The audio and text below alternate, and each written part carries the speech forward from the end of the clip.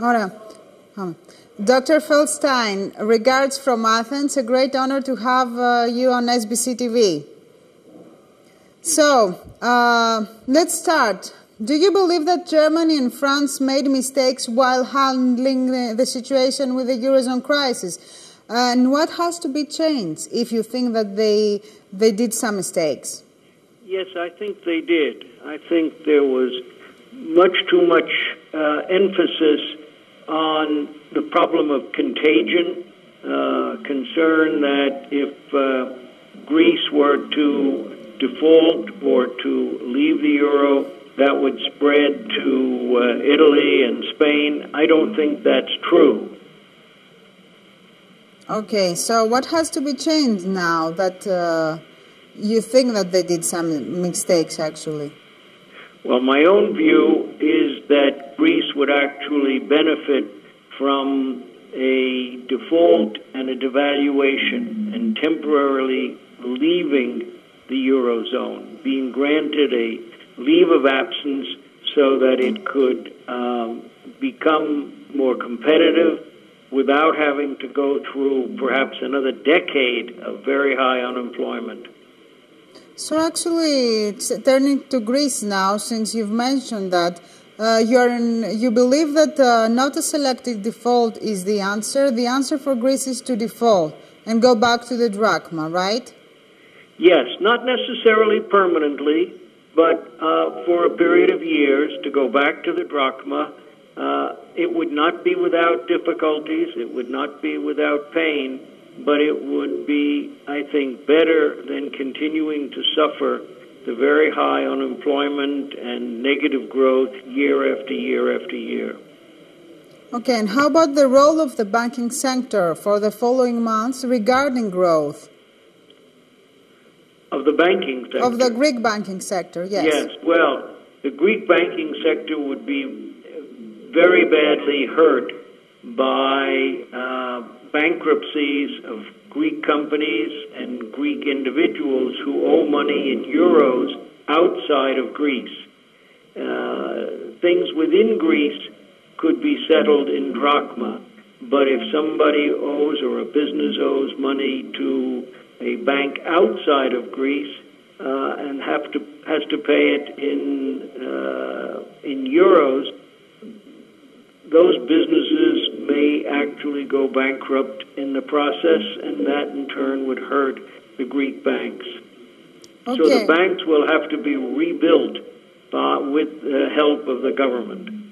So this goes with your recent statement, which says that any agreement with the Greek government over lowering its debt principle is a joke. I want to. Well, what to me is a joke is the idea that these massive reductions in the debt are to be considered voluntary. What now looks like a 75% reduction in the value of the privately held debt, when you take into account the lower interest rates that the Greek government would pay on it, that all of that is to be seen as voluntary seems just implausible. And it's being forced to appear as voluntary in order to prevent triggering the credit default swaps, which would presumably hurt French and German banks. Okay.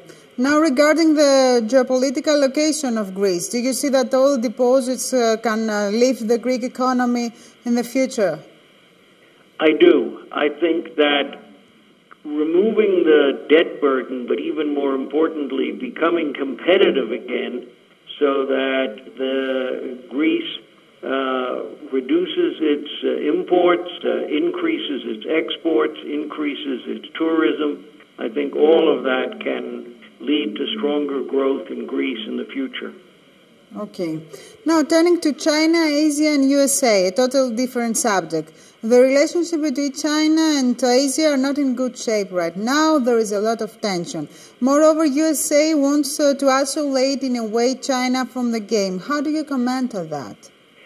I think that's not really true. I think there are always going to be trade problems and tensions because of Chinese policies. But when I was last in China, I had a sense that the Chinese understood that this is an election year in the United States. Therefore, there will be a lot of statements by politicians which are anti-Chinese, because that's a vote-getting position. But that in reality, we have a strong relationship in which many, many American firms are investing in China, and the Chinese, of course, are buying U.S. bonds and beginning to invest more in the United States. Okay. So, and one last question regarding USA. You have recently stated that you see slow growth in U.S. The tendency now is in favor of USA stocks.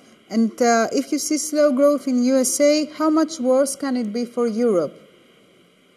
Well, I think Europe is in much worse shape because Europe is contracting intentionally. I mean, the decision to cut spending and raise taxes in a number of countries in the Eurozone is bound to slow down the European economy, and we're seeing that already in the most recent quarterly numbers. Okay. So, Mr. Feldstein, thank you very much for your time. You're very welcome. And I hope next time we talk, Greece is in a better shape than it is right now. I hope so also. Okay, thank you very much. You're welcome. Bye-bye. Bye.